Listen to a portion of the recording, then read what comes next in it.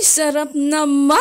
Tara, samahan niyo akong magluto ng ating pananghalian. Naglagay nga pala ako ng apron dahil kakaligo ko lang. Tara, simulan na natin. Naka-Miss and Plus na nga pala tayo at ang ibig sabihin nun ay naka-ready na ang ating mga sangkap. Tara, simulan na natin sa ating baboy. Yes guys, naka-chop na ito at ito naman ang ating mga gulay. Kompleto na rin ito. Huwag nating kakalimutan syempre ang kangkong. O alam nyo na kung anong iluluto natin. Isinalang ko na agad ang ating baboy. Syempre, hinaan lang muna natin ang apoy kasi magsasaing pa pala ako. At dahil magsasaing ako, yun ang gusto kong isabaw sa ating sinigang. Yes guys, sinigang na baboy ang ating pananghalian. At kung itatanong mo naman, bakit hugas bigas ang inilalagay ko? Wala lang, gusto ko lang kasi alam kong mas healthy ito kaysa sa karaniwang tubig lang. At ayan, dagdagan natin ang tubig na inilagay ko sa ating nilagang baboy. Ay, ano ba yan? Sinigang pala guys, hindi nilaga. At ayan, kumulo na pala. Siyempre kapag kumulo yan guys, tatanggalin natin yung parang latak niya sa ibabaw. At saka natin ilalagay ang sibuyas. At nilagyan ko na rin ng asin para magkalasa ang karne at isinunod ko na rin ang kamatis. Ayan guys, so tignan nyo, nagmamantika na siya. Teka, parang gusto ko kayong kantahan. Loving you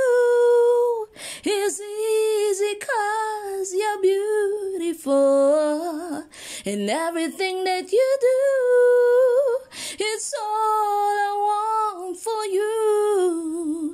La la la la la, la la la la la, la la la la la, la la la la la, doo-doo doo-doo.